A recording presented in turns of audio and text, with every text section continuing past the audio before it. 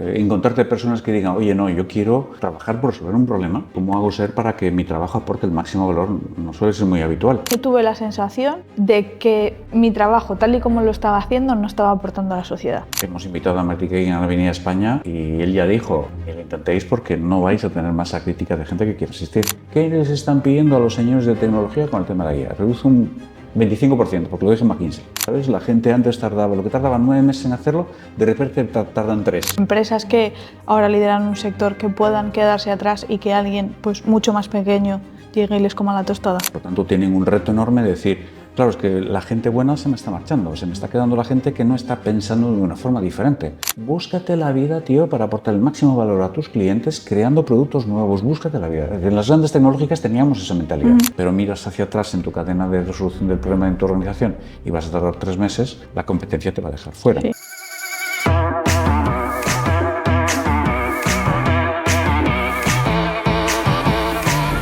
Bienvenidos a un nuevo podcast. Lo que sucede es que hoy tenemos a Carlota, pero nos vamos a autoentrevistar, ¿verdad, Carlota? Hoy es un podcast muy especial, porque nos han pedido ahí que tuviéramos una especie como de café, reflexión, discusión. Lo que hacemos sin que nos graben, Sí, pero ¿verdad? esta vez que nos graban. Sí, tal cual.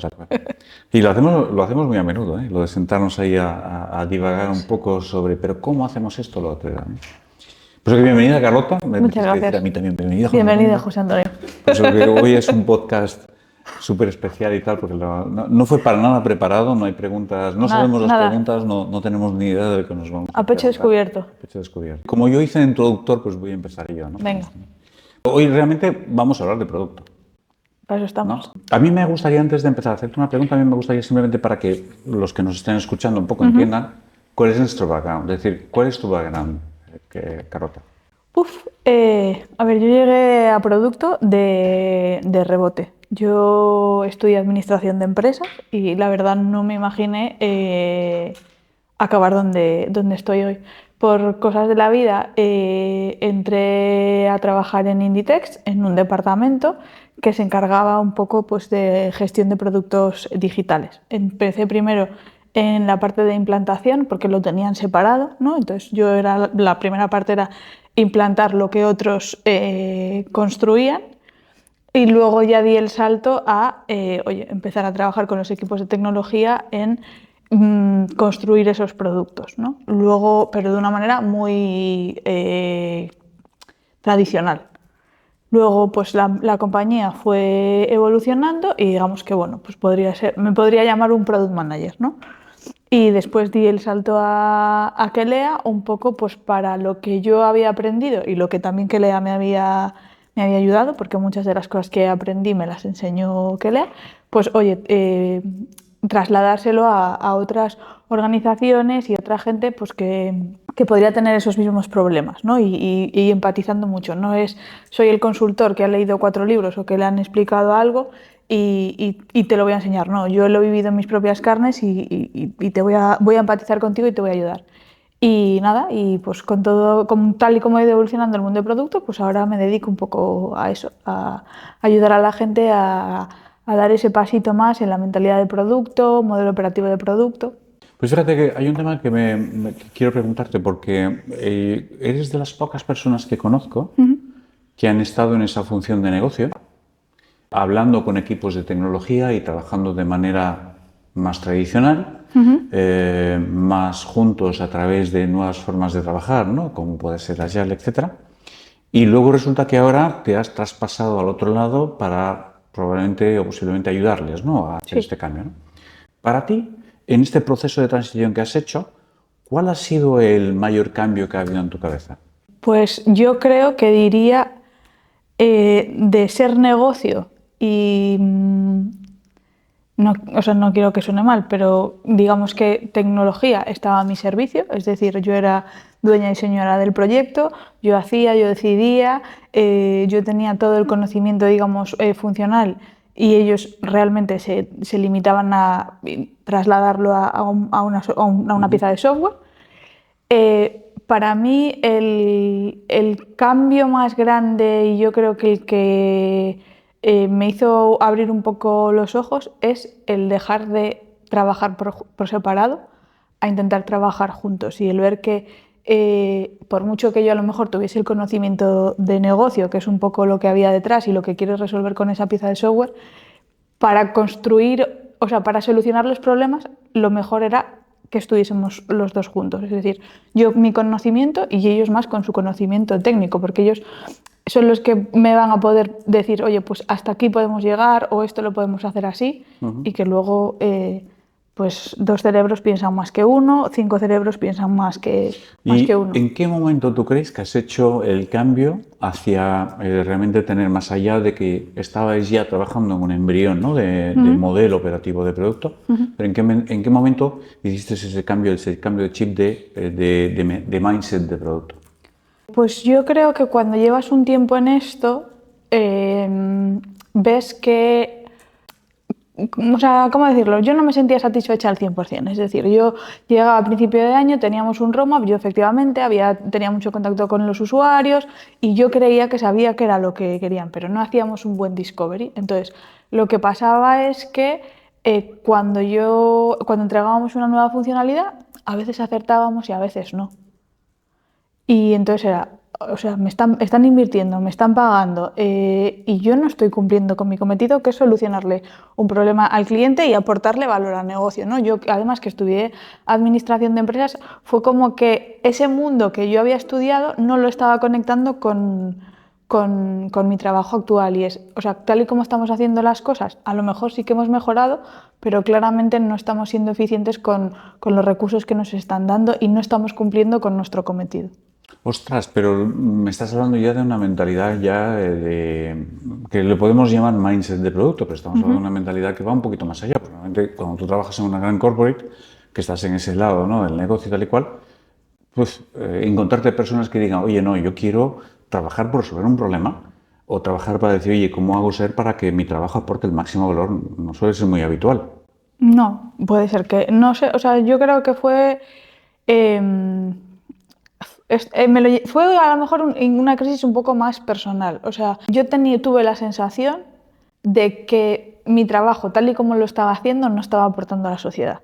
Entonces yo creo... Es una buena reflexión. Yo creo, o sea, creo que hay profesiones que ese aporte a la sociedad es como más directo, ¿no? Un médico, oye, pues es como más... Un profesor, ves que ese aporte a la sociedad es más directo. Yo al trabajar en una gran corporate como era en la que trabajaba, creo que el querer que mi trabajo aportase algo a la sociedad, aunque fuese a la sociedad, es a la persona a la que yo estoy haciendo el producto que le resuelva un problema, pues yo creo que fue un poco esa crisis de mi trabajo no aporta a la sociedad lo que me hizo dar ese punto. En una ocasión, Carlota, te oí decir una frase que me retumbó la cabeza porque tú decías, ¿en qué momento hemos desconectado, ¿no? el objetivo que buscamos, que puede ser un objetivo de negocio, ¿no? un objetivo de resolver un problema, con la capacidad de darle una solución? ¿A qué crees debido que se da esa situación de esa desconexión? No lo tengo muy claro. O sea, yo si tuviese que apostar es que creo que medir entregas, o sea, seguir un plan, medir entregas, ajustarse un presupuesto es más fácil que unir lo de esto que estoy construyendo o este problema que... O sea, ver ese link entre este es el problema que tienes y esto es cómo te lo voy a solucionar y poder medir ese impacto. Creo que como es más difícil y hay gente que, o que no sabes o que hay mucha prueba y error, creo que te vas a lo fácil. ¿Qué puedo medir? Pues cuánto te he entregado, si he cumplido fechas. Y entonces poco a poco yo creo que se va desvirtuando, ¿no? Por el hecho de poder cuantificar mi trabajo, pues olvidamos que yo estoy aquí para cumplir un objetivo o resolver un problema y no puedes decir, o sea, yo si resuelvo un problema no puedo ir con sensaciones de sí, he resuelto un problema. Pero mídelo, pero claro, ¿cómo? Fíjate que en el fondo esa cercanía de la que tú mencionas, ¿no? y ese cambio de ver las perspectivas simplemente en lugar de pensar simplemente en la entrega o en los plazos de entrega, que pienses realmente en la aportación de valor, realmente esto es la típica mentalidad que están dentro de las startups, es decir, que están continuamente pensando en lo que voy a sacar, tengo que maximizar el resultado que va a tener. Claro, si esto lo lleváramos al mundo de las organizaciones un poco más grandes, claro, si tú piénsate un poco en los entornos que tú has trabajado, ¿Esto cómo impactaría? ¿Tendría un gran impacto? ¿Sería muy llamativo la revolución que se armaría simplemente teniendo esa forma de pensar? Creo que sí que sería revolucionario.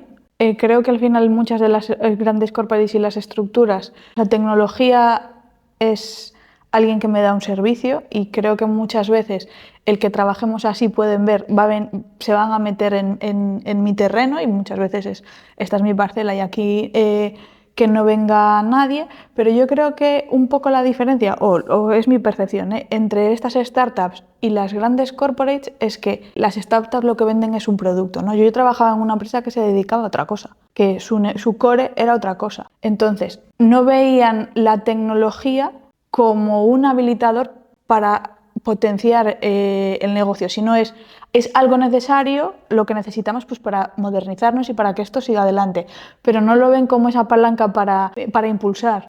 Entonces, bueno, pues creo que no se le da la importancia. Y no me refiero solo a tecnología, como a los equipos de tecnología, ¿no? Sino, oye, el que yo pueda solucionar problemas mediante pues, software. Y ya no solo eso, llevarlo a cualquier proceso de la compañía, ¿no? Porque aunque no esté relacionado con producto digital, si tu mentalidad es, vale, yo me dedico a este es mi empresa, este es el core de mi empresa y yo lo que quiero es resolver un problema, pues siempre tener eso en cuenta. Qué bueno.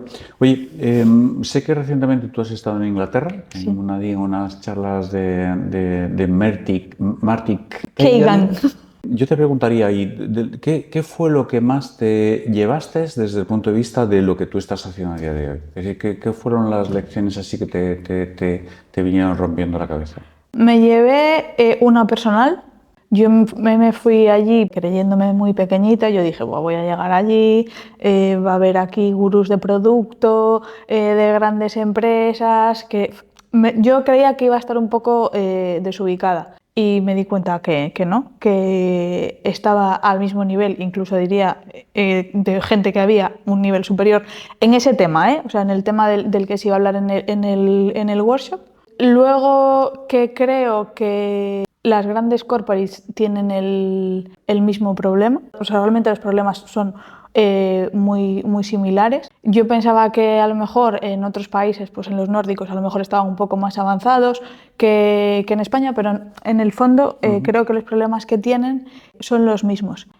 Y que esto no va de una recetilla, es decir, que cuando hablamos de mentalidad de producto, de un modelo operativo de producto, es una transformación muy grande y costosa, porque tienes que cambiar la mente de la gente, la cultura, y no solo de los equipos que trabajan, sino de la gente de arriba. Y eso es complicado, pero creo que no es imposible. Vale, pero en tu opinión entonces, un poco por lo que tú estás viendo allá, ¿cuál es la diferencia que tú has podido observar, por ejemplo, entre el comportamiento de las empresas españolas versus el comportamiento de las empresas del norte de Europa? ¿El problema sigue siendo el mismo? Pero ¿cuáles son los comportamientos que tú has visto? Yo creo que son muy culturales. Aquí creo que ellos son más, no quiero decir valientes, pero bueno, que tienen menos, prueban cosas, ¿no? Es, oye, no sé si va a funcionar o no, pero oye, yo voy a probar y si fallo no es un error, voy a sacar un aprendizaje. Yo creo que a nosotros todavía nos cuesta esa mentalidad, ¿no? No, pero es que mi jefe lo que me va a pedir es cuánto entrego y cuándo entrego. Y creo que allí ya están un pasito más pero ¿cuál es el impacto que estamos teniendo? Pero, por ejemplo, a mí me llama la atención cuando estábamos hablando un poco sobre este tema, me llamó la atención el hecho de que por lo de pronto a las sesiones de Marty Kagan que habla específicamente de producto hubiera tantas corporates, es decir, grandes organizaciones, ¿no? Sí. Cosa que es sorprendente. Sí. Porque, por ejemplo, en modo chascarrillo, hemos invitado a Marty Kagan a venir a España y él ya dijo, ni lo intentéis porque no vais a tener masa crítica de gente que quiera asistir. Entonces, esto nos da también una tendencia y un interés. Es decir, el problema, todas las empresas siguen teniendo el mismo problema, pero al menos en esas zonas de Europa sí estamos viendo que las corporates tienen más interés por este tema.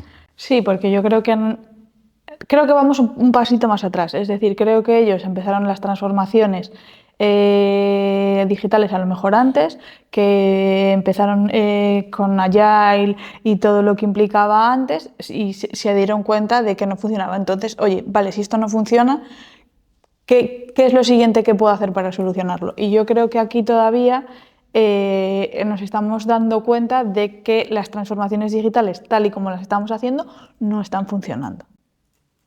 Oye, pero entonces, claro, si no están funcionando, tú comentas también de que el cambio de utilizar un modelo operativo de producto es un cambio duro. La pregunta es ya, pero entonces, ¿por dónde empiezo? Poco a poco. Nosotros como nos lo planteamos es, las grandes transformaciones hasta ahora era como voy a cambiar todo de golpe, ¿no? Voy a hacer el Big Bang y cambio roles a todo el mundo, todo de golpe. Nosotros ahora lo que estamos planteando es, oye, vamos a coger dentro de tu organización un equipo, vamos a hacer un piloto. Primero tenemos que hacer un diagnóstico, ¿no? De en qué punto están, porque no todos los equipos son igual de maduros. Hay gente que la parte del delivery, pues oye, ya está súper maduro y necesitan un poco una ayuda más en toda la parte anterior. Pues oye, es hacer un piloto, hacer un diagnóstico y empezar a meter pequeños cambios dentro de lo que es el ciclo de vida del producto y ver cómo impacta eso en el resto de la organización. Si la organización lo puede digerir o no lo puede digerir, si estamos yendo muy rápidos o no.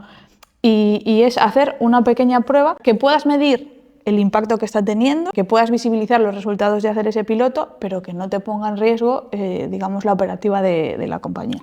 Pero fíjate, Carlota, yo soy una empresario, Carlota, necesito tu ayuda. Pero claro, imagínate que yo te digo, oye, yo quiero lanzar nuevos productos y podemos empezar por estos productos, pero claro, vienes y dices, oye, espérate, ves que tienes un problema porque tienes unos legacies del copón, ¿no? Y aquí montar equipos, digamos, autónomos, totalmente multifuncionales, totalmente imposible.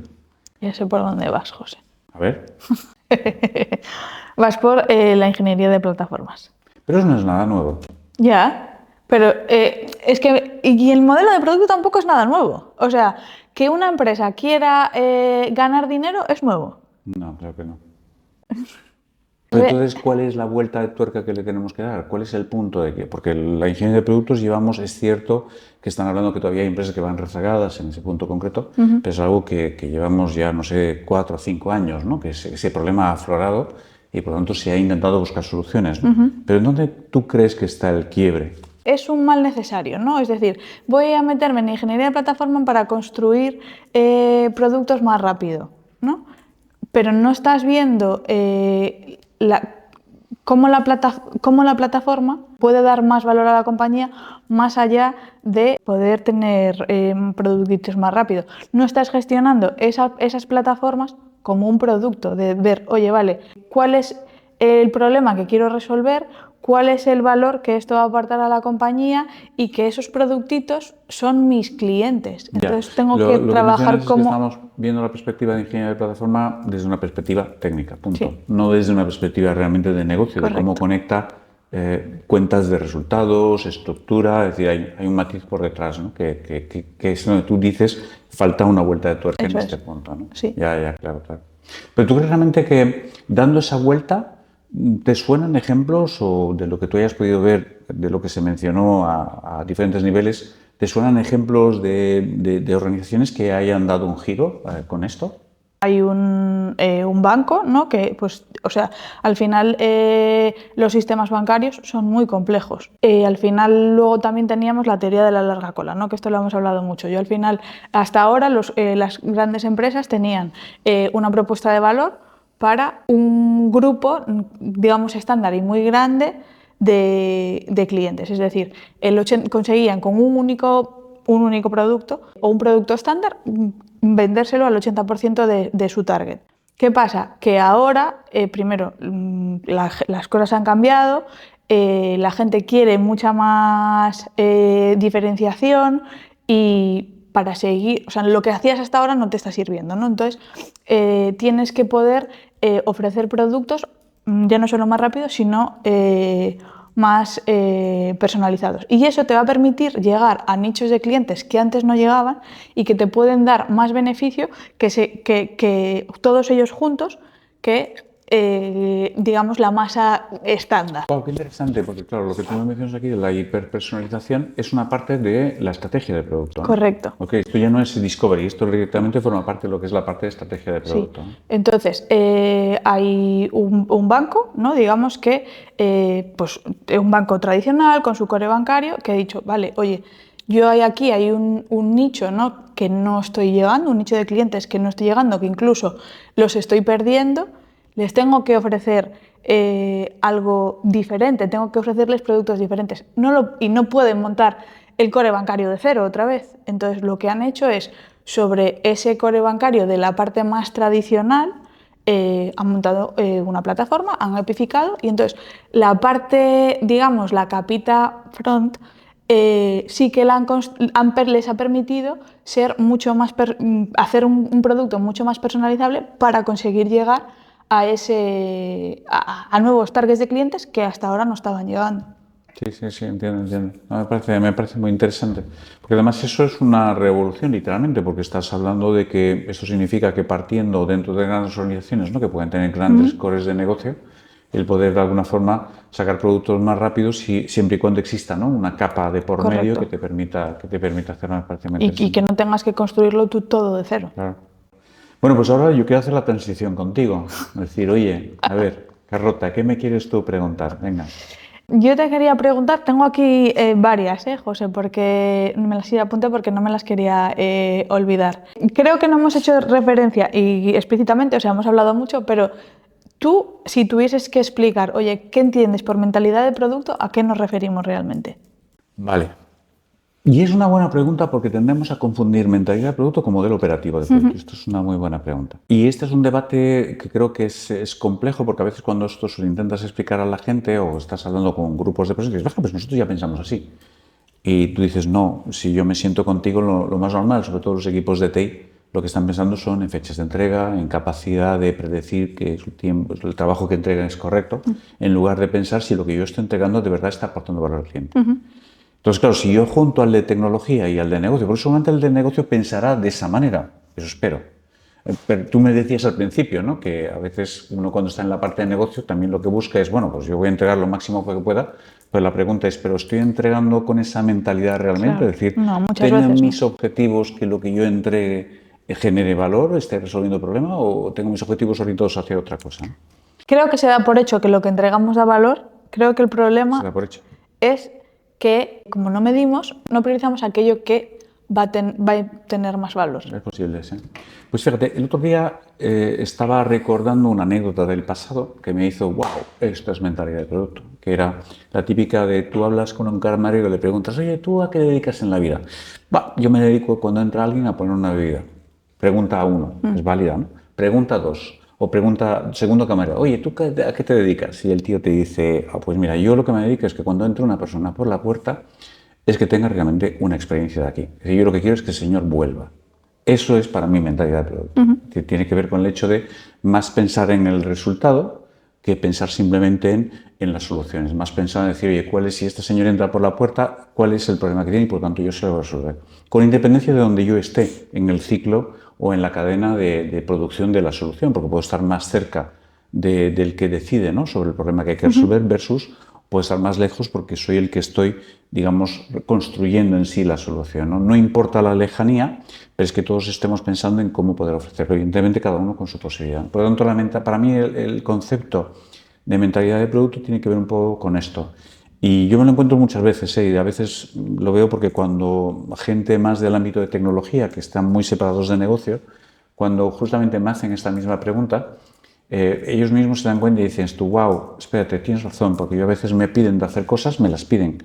No me cuestionan, yo no cuestiono nada, yo lo entrego. No pregunto si eso vale para algo, lo intuyo. Incluso dentro del equipo puede tener gente más inquieta, pero ¿esto para qué lo construimos? ¿Para qué lo hacemos? Vale, tú no te líes, el negocio lo pidió, por lo tanto tú ejecútalo, ¿no? Por lo tanto es un poco la diferencia, es decir, en el fondo empezar a construir equipos en torno a la mentalidad del producto. Con ese concepto de mentalidad de producto empiezas a pensar, espérate, es que tengo que no destruir barreras, ¿no? Pero sí de alguna forma decir, a ver, tenemos que juntarnos. Esto significa que probablemente antes lo hiciéramos, pero de forma disjunta. a empezar a pensar, bien, hoy nos sentamos y vemos cómo podemos de verdad resolver de manera conjunta un problema, cada uno desde una perspectiva diferente.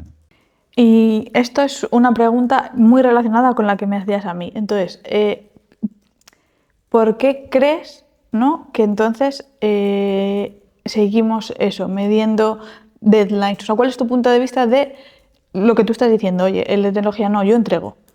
Pero, ¿por qué seguimos así? Seguimos ahí. Porque yo creo que hay un grave problema estructural, que es de partida, que tiene que ver con el hecho de que en función de lo que tú me miras, yo te entregaré, yo te daré.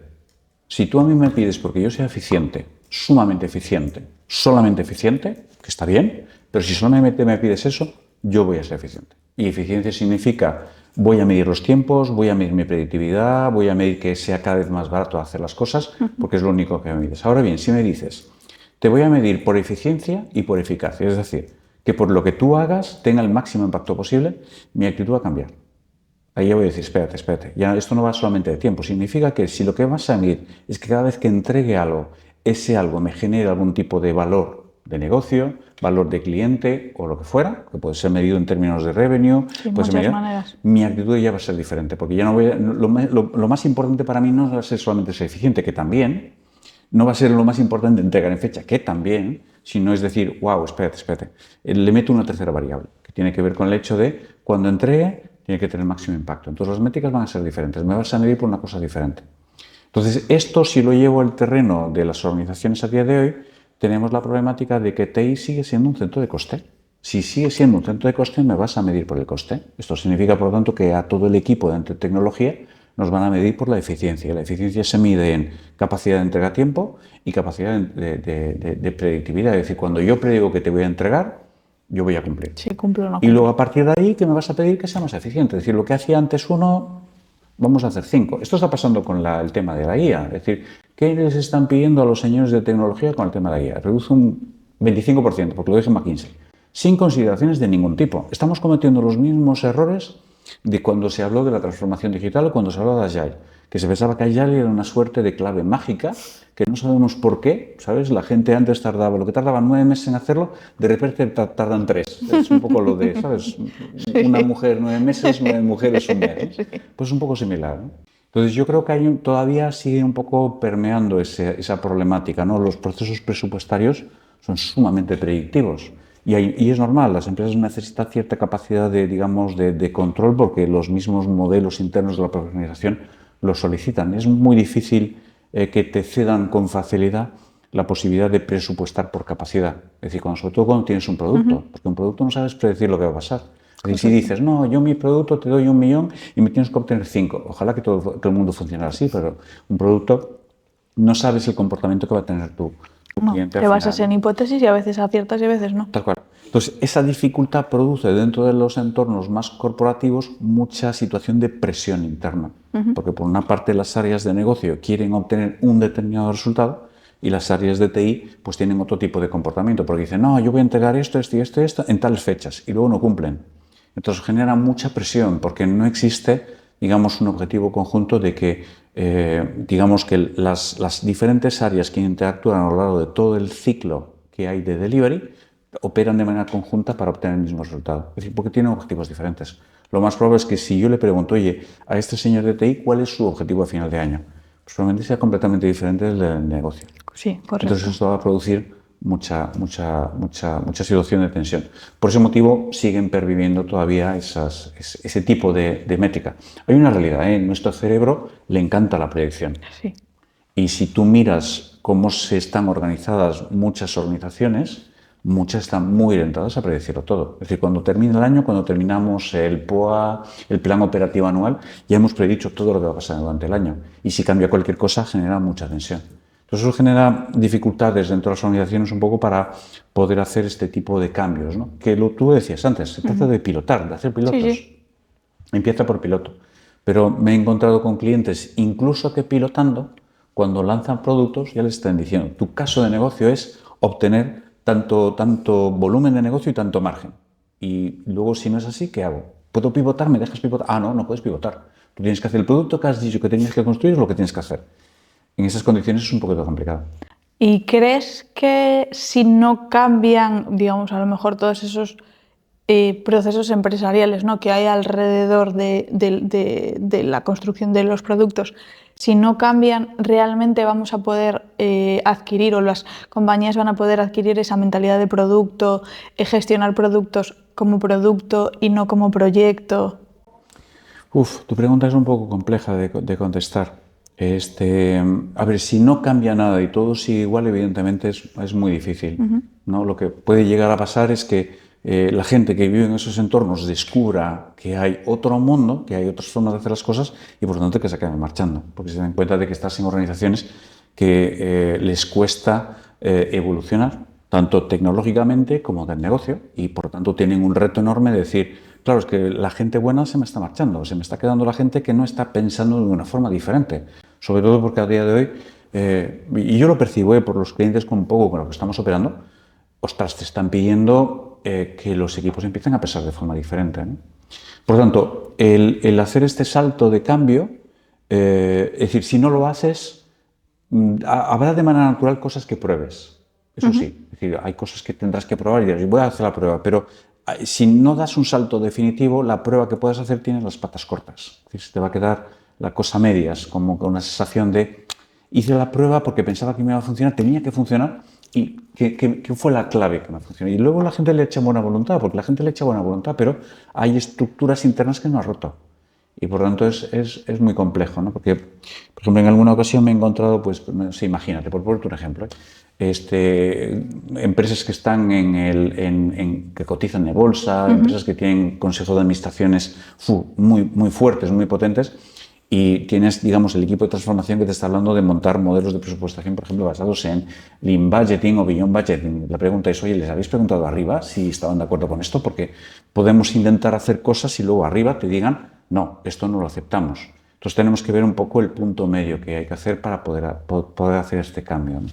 Ahora bien, yo lo que espero es que al menos las empresas dejen espacio para poder de alguna forma innovar en sus formas de acometer nuevos productos, porque si no la realidad va a ser cruda y la dificultad va a ser difícil de, oye, cómo conseguir profesionales que quieran venirse en un entorno que en muchos casos, no sé cómo llamarle, casposo, antiguo, y no quiero ser despectivo, Sí. pero es difícil, porque la gente dice, ostras, yo prefiero irme a trabajar en lugares en donde haya crecimiento, porque en donde hay producto nuevo, en donde hay acoplamiento a incorporar las tecnologías, hay revuelo interno de hacer cambios, de incorporarse con tecnologías nuevas, de asumir modelos operativos nuevos de trabajo, formas de trabajo nuevo, y esto va a ser un hándicap para las empresas que no quieran cambiar o que se resistan a este cambio, ¿no?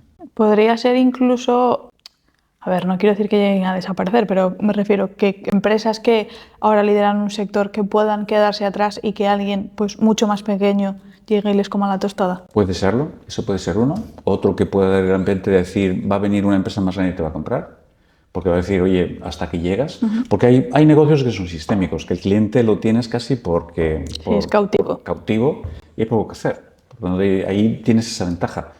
Tienes que tener la capacidad de que haya equipo directivo que sea capaz de verlo y decir, ostras, hago el cambio. ¿Puede llegar a desaparecer?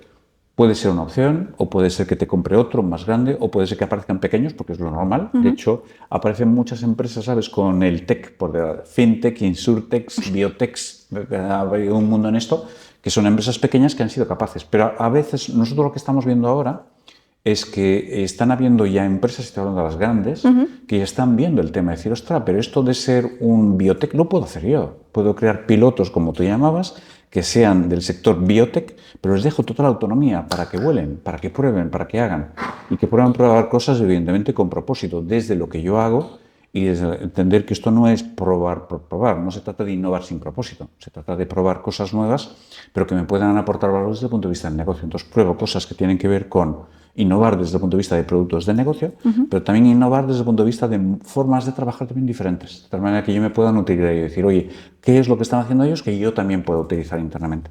Es decir, ¿qué cosas, estructuras nuevas están ahí, qué patrones que yo puedo adaptar con lo que yo tengo? Porque al final lo que yo hago no es malo. Si yo tengo un legacy y lo tengo que mantener para darle servicio a mis clientes actuales, lo seguiré manteniendo. 100%. ¿Por qué lo voy a cambiar si gano dinero con esto? Sí. Ahora bien, ¿cómo puedo hacer para resolver problemas nuevos a clientes que puedan tener desde lo que yo sé hacer?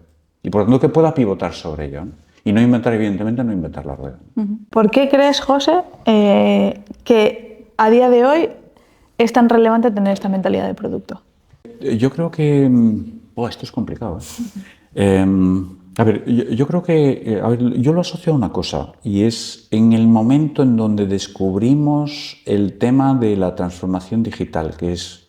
que en el fondo la transformación digital lo que nos produjo es la posibilidad de ver dentro de nuestro modelo de negocio de cómo puede utilizar la tecnología para, de alguna forma, potenciar los modelos de negocio, ¿no? Y por lo tanto, ¿qué significa esto? Reducir mucho la brecha en donde tú le resuelves mucho más, con mucha más celeridad el problema a tus clientes. Y basta con mirar, ¿sabes? Los grandes marcas, ¿sabes? Pues desde Starbucks, Netflix, que sabes que resolvieron de forma mucho más rápida un problema que había en su momento, ¿no? Entonces, la cuestión aquí lo que hay es que lo que estamos es reduciendo mucho los ciclos. Hay un tema de hiperespecialización, hay un tema que tiene que ver con reducción de los ciclos, en donde tú de repente dices, ostras, que tengo que ser capaz de resolver un problema a un cliente y por lo tanto tengo que ser capaz de, ya no simplemente de preocuparme por mejorar mis tiempos de delivery, sino mis tiempos de experimentación, de discovery, de que lo que yo estoy sacando resuelve el problema al cliente, ¿no? Esto significa que si yo no desarrollo una determinada mentalidad en mi equipo, va a ser muy difícil trabajar de esta manera, porque en un entorno más estable, en donde la velocidad de experimentación no es importante, pues tener más o menos mentalidad de producto las puedes ir cazando, con tal de que uno lo tenga. Sí. Pero cuando necesitas ya más celeridad, es decir, más celeridad desde el punto de vista, de nuevo, insisto, no es tanto velocidad de delivery, sino es velocidad de experimentar. Y cuando hablo de experimentar no se trata de probar con gaseosa, se trata de decir, lo que yo entrego da valor rápido, porque entonces tengo que volver para atrás. Entonces esto te hace replantearte todo a nivel incluso de equipo, es decir, hasta el propio equipo dice, ¿cómo podemos hacer un delivery que me permita hacer entrega más rápida? Si yo no tengo esa mentalidad, es muy difícil de lograr, yo creo que es muy complejo. Por eso que realmente yo creo que es una clave el hecho de que el equipo al completo pueda tener esa mentalidad. Ahora bien, no todo el mundo vale para esto, ¿eh? Yo creo que hace falta gente que diga, wow, hace falta profesionales muy pilas, ¿no? Para esto. Sí, sí, pilas y sin miedo a probar y que tengan ahí que les vaya un poco la marcha, ¿no? Sí, No, sí, tal cual, no tal estoy cual. aquí en plan modo funcionario. Sí, tal cual. Que también hay trabajos también. así, ¿eh? Y Sí, que sí, está sí, perfecto. son válidos, sí, son válidos. Al final, o sea, todo lo que hemos hablado lo hemos enfocado mucho a la parte tech, ¿no? A construir productos, a solucionar problemas mediante productos y, oye, pues que la gente de tecnología tenga esta mentalidad, que la gente de negocio tenga esta mentalidad. Pero ¿crees que esto puede, o sea, esta mentalidad la podemos extrapolar a otros ámbitos, a otras áreas de la compañía, o que es algo exclusivo de la parte tecnológica? No, al contrario, yo creo que se podría extrapolar perfectamente. De hecho, yo creo que esto de nuevo va de tendencias, ¿no? Tú hablabas antes de la ingeniería de plataformas, ¿no? Ahora digamos, se está poniendo un concepto que llaman las organizaciones basadas en plataformas, que es el salto más todavía, ¿no? Y esto obliga a las diferentes áreas dentro de la organización a empezar a pensar en modo mentalidad de producto. Es decir, pero cuando hablamos de mentalidad de producto, en el fondo es mentalidad de negocio. Punto. 100%. Yo que vengo de grandes empresas de tecnología, en donde por líneas de negocio lo que te medían es búscate la vida, tío, para aportar el máximo valor a tus clientes creando productos nuevos, búscate la vida. En las grandes tecnológicas teníamos esa mentalidad. Por eso yo digo, bueno, pero yo o incluso cuando miras a las áreas de negocio y les ves tan apalancados, ¿no? En trabajos tranquilos, dices, pero es que tu trabajo sería de verdad cómo puedes apoyar al cliente para de verdad entender cuál es el problema que tiene y ayudarle a resolverle, ¿no? Por ejemplo, en una ocasión, en una empresa de ingeniería, estaba hablando con las áreas de recursos humanos y estábamos discutiendo, me estaban comentando sobre los tiempos que tenían para incorporar gente, ¿no? Y entonces yo les dije, ¿sabéis el modelo? ¿Apenas sabéis el modelo que tienen de facturación estos señores? Y me decían, ¿de qué nos estás hablando? Sí, claro, ¿cuál es el modelo de negocio que tienen los de ingeniería? Porque el hecho de que tú un día no tengas un ingeniero en los proyectos de ingeniería es un día que ellos no se reconocen ingreso. Por lo tanto, calcúlalo, es muy fácil de calcular y puedes saber el volumen de revenue que está impactando. Es mentalidad básicamente de negocio, es decir, cómo le resuelve el problema a este señor. Entonces, desde el ámbito de las diferentes áreas que son más transversales, te encuentras a veces gente que están, que están bulliendo, ¿sabes? Están con una efervescencia brutal de cómo hago yo para poderte ayudar a ti que estás en primera línea de negocio, ¿no? ¿Cómo puedo hacer, no? Eso es esa mentalidad. Entonces, tendencia que te decía yo de organizaciones basadas en plataformas, en el fondo lo que están buscando es que, antes tú hablabas de una plataforma tecnológica. Sí. Pues imagínate ahora un departamento que se convierta en sí mismo en una plataforma, de tal manera que él trabaje alrededor con convertir los que están a su alrededor en sus propios clientes, como que si le tuvieran que pagar por el servicio que hacen, literalmente. O sea, si no das un servicio de calidad, olvídate, no te van a pagar. Y pueden llegar a la decisión de, oye, tu departamento no funciona porque no es bueno. Pero te hace cambiarte la perspectiva y decir, wow, espérate, esto no se trata de que yo aquí, es decir, no buscamos aquí el entramado de poder dentro de las organizaciones, sino que lo que buscamos es cómo somos capaces de dar el mejor servicio del negocio para que realmente el impacto de la organización sea mayor, ¿no? Pero esto es un cambio radical, Sí. porque rompe, digamos, estructura de politics internos que son brutales. Pero se están dando el caso, hay empresas que están dando el salto poco a poco a ese tipo de organizaciones. Por lo tanto, yo te diría, a tu pregunta de ¿es importante tenerlo fuera de TI? Sí, sí, sin duda, sin duda. Es que nos cambiaría mucho la película. La película, sí. Ya para acabar, Venga, la última pregunta. La última pregunta. Porque al final yo creo que hemos hablado de muchas cosas, de todo lo que hemos hablado, ¿no? Y la gente lo pueda escuchar y para que no se sienta abrumada de, oye, fenomenal, pero ¿ahora qué hago yo con todo esto? ¿O cómo lo llevo a mi día a día? De todo lo que hemos hablado, ¿qué crees que es lo más importante con lo que la gente se debería de quedar o por dónde deberían de empezar? Estás hablando, la pregunta es desde el punto de vista de alguien que pregunta siendo corporate, ¿no? Sí. Desde una perspectiva corporate. A ver, yo creo que lo decías tú antes, yo creo que es un buen ejemplo, es decir, no se trata de conquistar Roma en un día, es imposible. Y más cuando hay muchos elementos. Si te fijas, cuando tú me hacías muchas preguntas, yo te mencionaba que muchos problemas que impiden, ¿no?, que el modelo pueda funcionar son problemas de corte estructural, porque la estructura de las organizaciones está pensada para un determinado modelo de trabajo que además fue pensado literalmente hace más de 100 años. No es algo que digas tú, wow, no, llevamos 30 años con esto. No, ojalá. No, literal. Por lo tanto, mientras no cambiamos estructura es complicado. Ahora bien, dices, ya, pero entonces si esas estructuras son así, yo no puedo hacer nada. No, se trata de empezar a pensar en decir, oye, tengo internamente la posibilidad de poder empezar por una serie de pilotos. Tú lo mencionabas, oye, coger un producto determinado, una solución digital que yo pueda convertir en sí mismo en producto y empezar por ahí. Es decir, ver cuáles son los impedimentos que yo pueda tener para poder crear un equipo que tenga cierto grado de autonomía para poder resolver muy rápidamente los problemas al cliente, ¿no? Porque evidentemente si tú detectas un problema al cliente, pero miras hacia atrás en tu cadena de resolución del problema en tu organización y vas a tardar 3 meses, la competencia te va a dejar fuera. Sí. Entonces lo que se trata es de buscar algo que sí te permita experimentar con ello y que digas, oye, pues venga, vamos a hacer un experimento de intentar resolver. Entonces yo creo que esos experimentos son los que te dan el ánimo para decir, bueno, pues oye, esto no está tan mal y vayamos creando un poco esa cultura, ¿no?, de trabajo. E ir iterando, ¿no? Sí, tal cual. Sí, tal cual. Muy bien. Lo tenemos que repetir más veces, ¿eh? Venga, me ha gustado. Venga, así con otro café y tal, Carlota, aunque yo creo que el café tú no puedes tomar. No, por ahora no. Pero para el siguiente ya Muy bien, yo creo Carlota, que sí. Oye, pues muchas gracias por Muchas haber gracias a estado ti, aquí, José. gracias por haber estado escuchando este podcast tan interesante y hasta la próxima. Hasta la próxima.